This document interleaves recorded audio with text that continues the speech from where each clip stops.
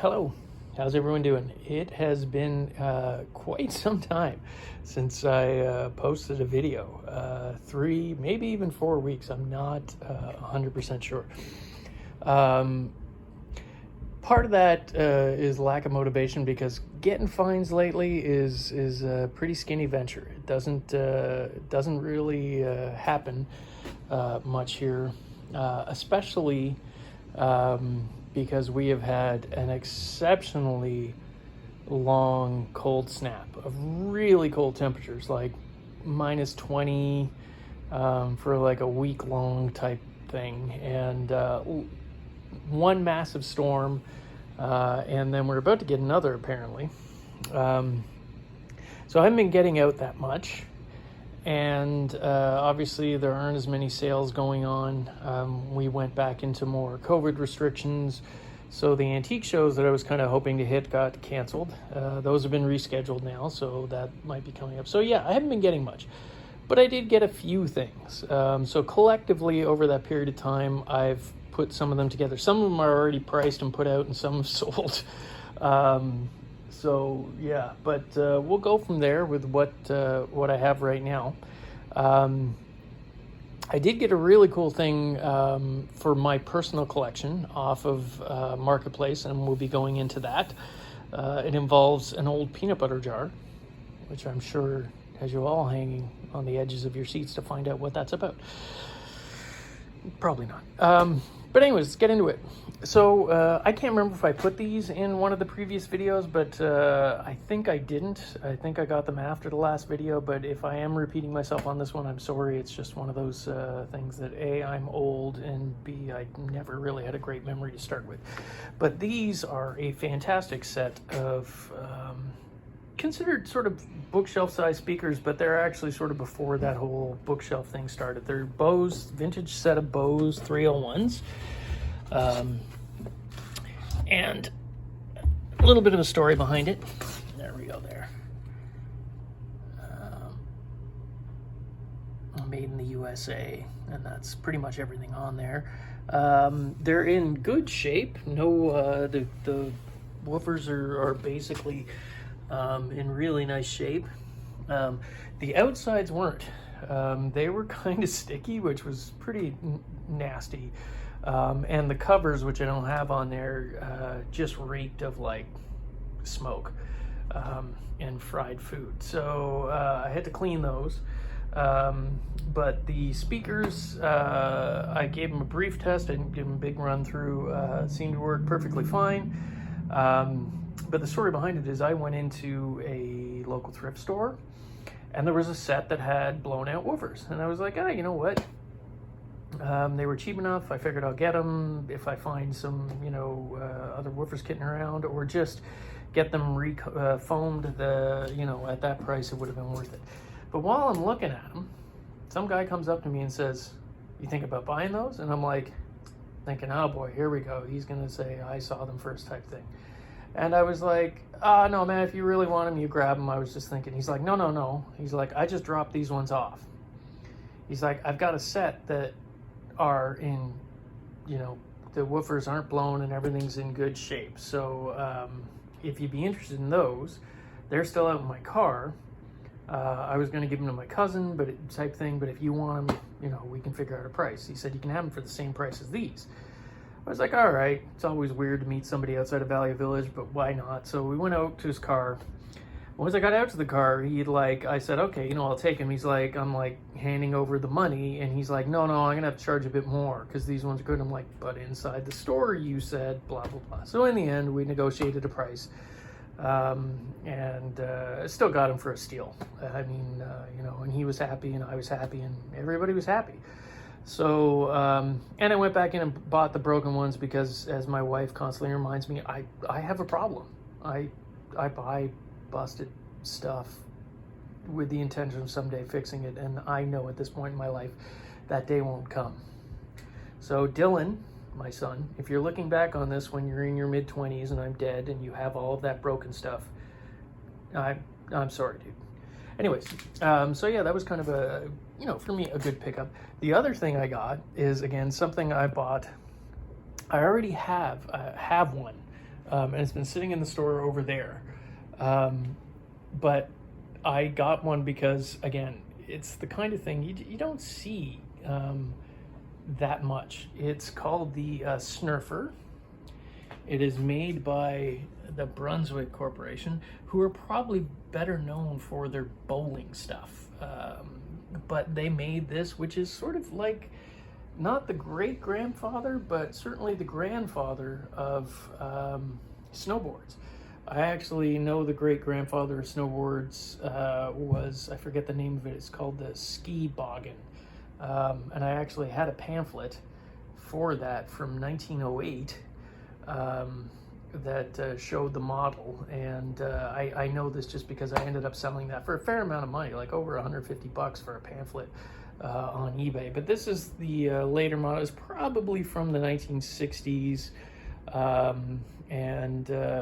Yeah, it's really cool. And this one's in pretty good shape.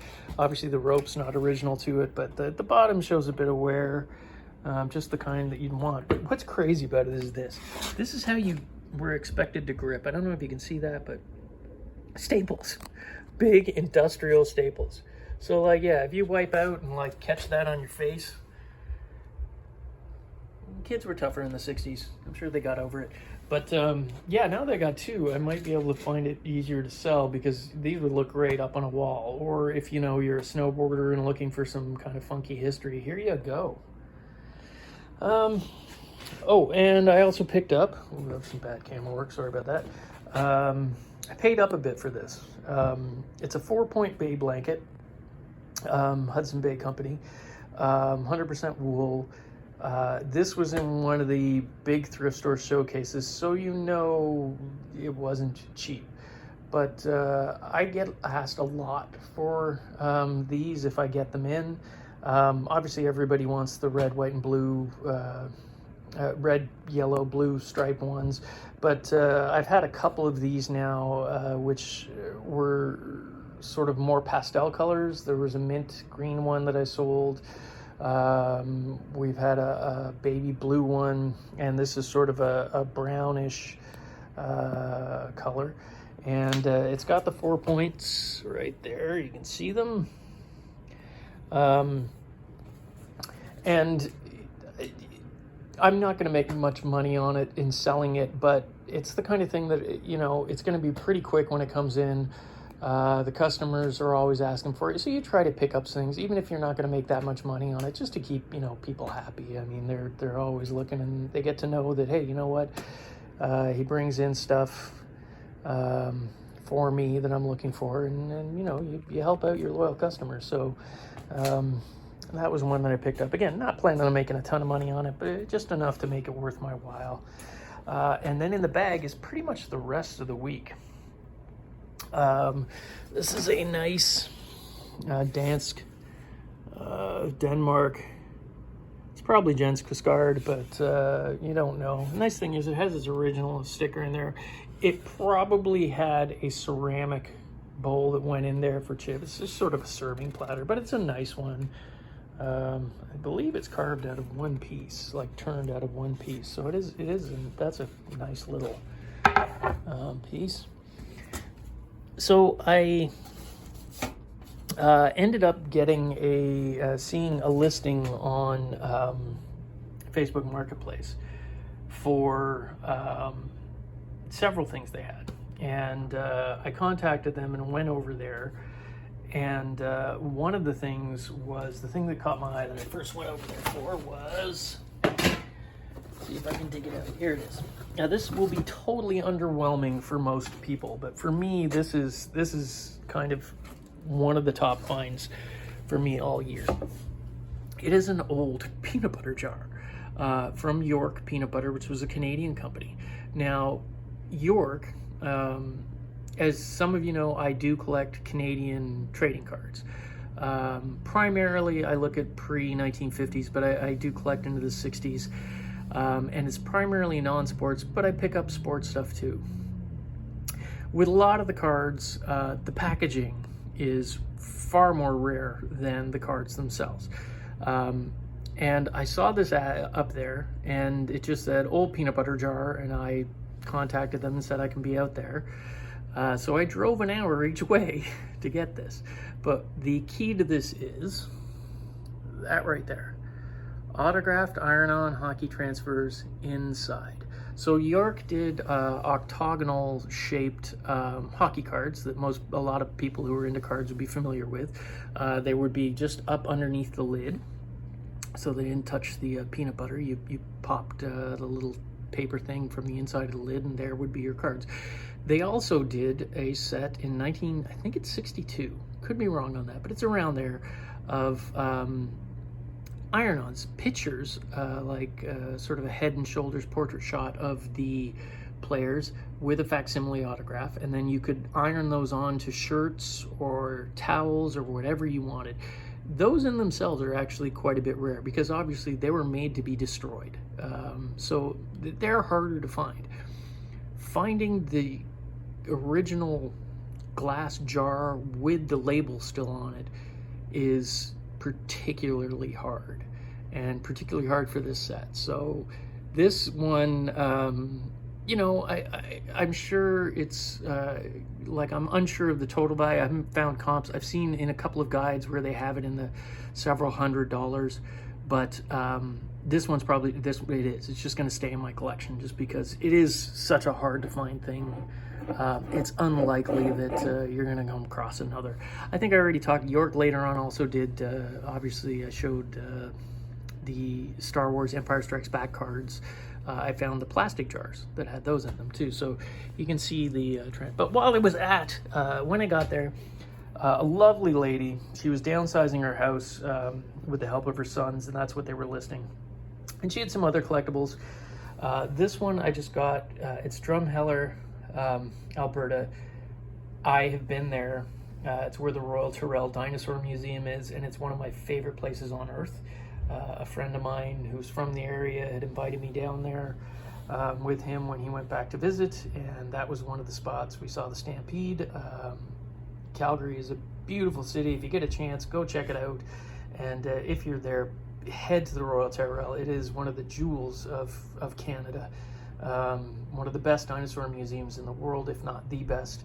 And so go check it out. So when I saw this, because apparently she gave me a great story about how they used to do a lot of traveling by car, because that's how you did it back in the day. And they would get pennants. There were quite a few others, but this one kind of, for me was had a bit of personal attachment to it. So that was in there. There was also a couple of boxes of Big Little books. Now again, not a great deal of value. These used to be a lot of value. These were well sought after, but it kind of, the market has fallen off a bit for these, mainly because the people who grew up with them are downsizing themselves or passing away, and the other collectors aren't that into. A lot of people don't know a lot of these characters. There's like a Mickey Mouse and a couple others in there. And so yeah, we came to, I think I probably paid a bit more than I should have for these, but she was like a super nice lady. And yeah, so we just came to a price. I think I paid roughly about $5 to $10 a piece. And some of them I might be able to make money on, some I won't at all, because the condition isn't great. But I was already there, so sometimes you just sort of pick things up. And they'll sell eventually. I love the graphics on that. Look at that. Gangbusters smash through. God, that could be an album cover. Yeah. So yeah, I bought those, which was kind of good. She had quite a few other things, and she was going through the house, so she told me to just keep an eye on her Facebook Marketplace page, and if I see anything, she'll put it aside for me. And that way I won't have to drive an hour each time. She'll put them aside, and I can pick a couple of things up at once. It was a good trip because on the way back, I hit one of my favorites, kind of similar store to mine. And I know people are like, how do you buy things from other retail stores and still make money on them? Well, usually you can't. But every so often you find little things here. It's about knowing information. It's about, basic knowledge. And sometimes there are I've done it myself, dealers get big lots of stuff and they just want to move it quickly, so they sell stuff at greatly reduced cost. And this was the case here, because here was a whole bunch, and they're not, again, not a great huge bunch of money, but you know, I'm just gonna dump them out. Let's do that. From the 90s, Kenner's Alien figures. Now, again, if you know a little bit about aliens, you know that the original sculptor and concept for all of the alien stuff came from Geiger, and I just love his artwork. Like, it's just phenomenal stuff. My friend in high school introduced me to his work outside of sort of the Alien franchise.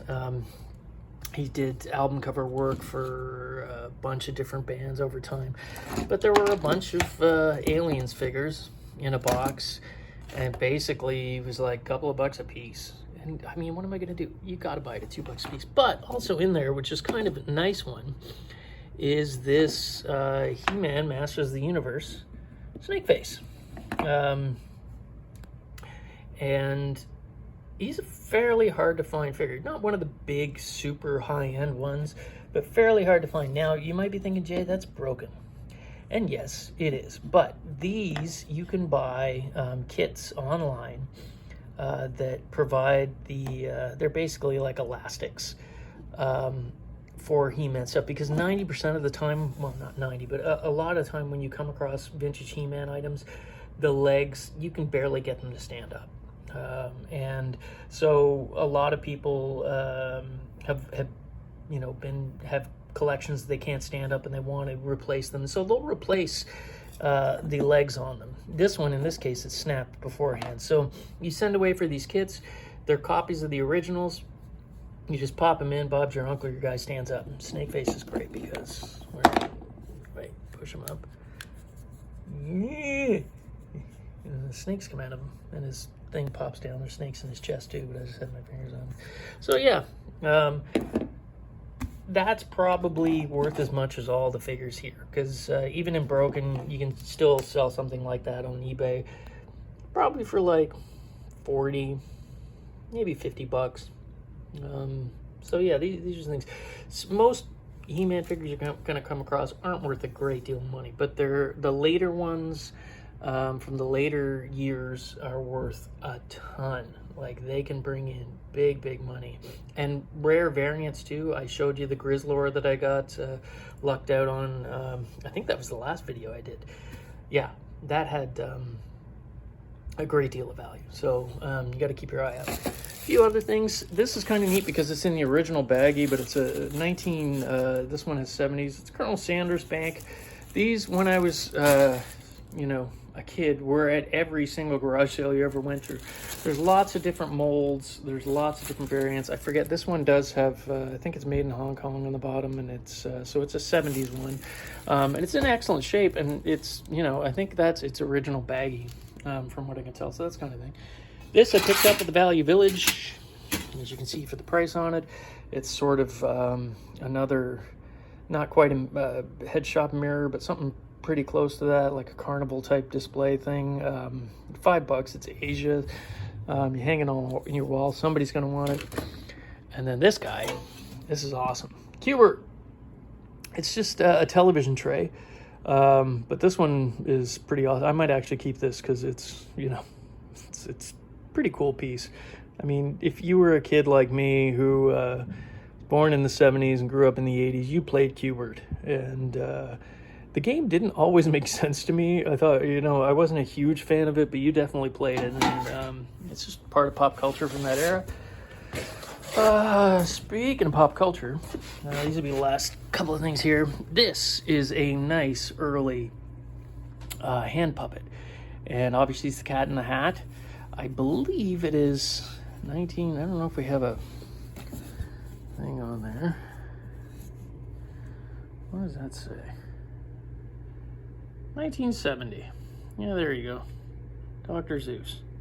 So, nice earlier piece. Yeah, you can't, well, there you go, it's in the camera. Think about where you're shooting, Jay. Really cool. Again, this I picked up at Antique Shop again. They had it, not super underpriced, but enough that I think I can make a little bit of money on that on eBay still. So that was one that I did pick up. This, I honestly can't remember where I got it now. Probably at a smaller thrift store. It's the Rock and Rolla Junior. And I thought, oh, that's just a cool little like record display thing. But what it is you were supposed to, as a kid, stand on it and practice your balance. And you could do little tricks back and forth on it. Kind of like a non-rolling skateboard, I guess. But you see there, you rock and you get your balance, hence the Rock and Rolla. And it's junior because I don't think it would take the weight of a... well, basically anything other than a toddler, but still a cool little display piece just hanging on your wall there. It looks pretty good. And then this, which is super awesome. Can't believe I just said that's super awesome. Wow. It is, I'm not 100% sure if it's an actual watercolor, but it is an amazing surfing scene, and it's clearly a 50s surfing scene. Now there is, I haven't done any research on this yet, but there is a signature down there. I'm looking at it, it's Fred something. So yeah, I don't know if it's an actual watercolor or a print. I mean, if obviously it's an actual watercolor, it'd be fantastic. But even as a print, it's a great piece. It is, I believe, period of the 50s. The frame that I believe is to be original too, from that time period. It's actually got Herbert Street framing thing from Windsor, Ontario on the back.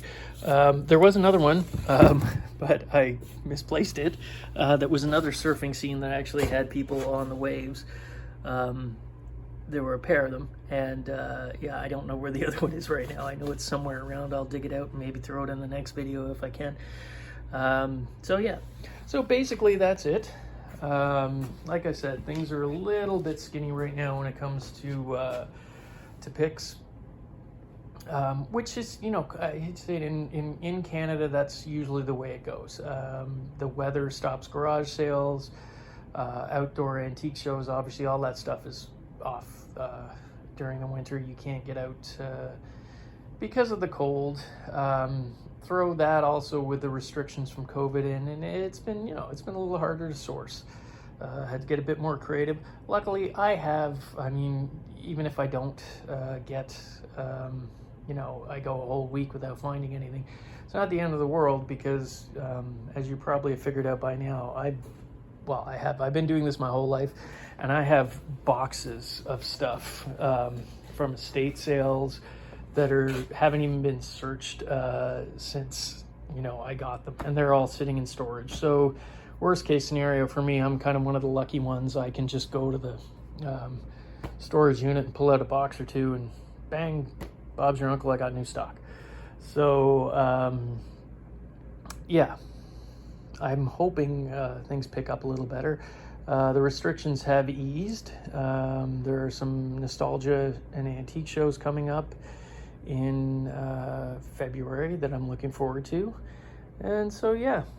Anyways, I hope you're able to find some things. If you guys could, as they say in the business, like and subscribe. That would be great. I'm really appreciative. I actually got 90 subscribers. That's crazy. This is not, something that, I was taking too seriously. Still don't. I just do it more as kind of a fun thing. I know it's going to sound crazy, but do like going back and seeing the videos of the stuff I find, because for a dealer, you find the stuff and you sell it and then you kind of forget about it. But with this, I can go back and be like, oh yeah, man, remember when you found that? That was cool. So yeah, I'm going to keep doing this for the next little while, and I appreciate the people who have subscribed and all the viewers. It's great, and the feedback that I get. People send me messages and put things in the comments, and I've actually had people come out to the store and talk to me and tell me that they like the video. So that's kind of, it's encouraging, and I really do appreciate it. So I'll keep this going for the next little while. Again, probably I can't see me. I probably might do a video after some of the antique shows, but it'll probably be a stretch until the summer hits or the nicer weather hits and we get garage sales again. I probably won't be going back to weekly videos until that sort of thing hits. But yeah, I hope you guys are able to find some stuff and you get some treasures. I hope you all, most of all, are staying safe. All right, bye.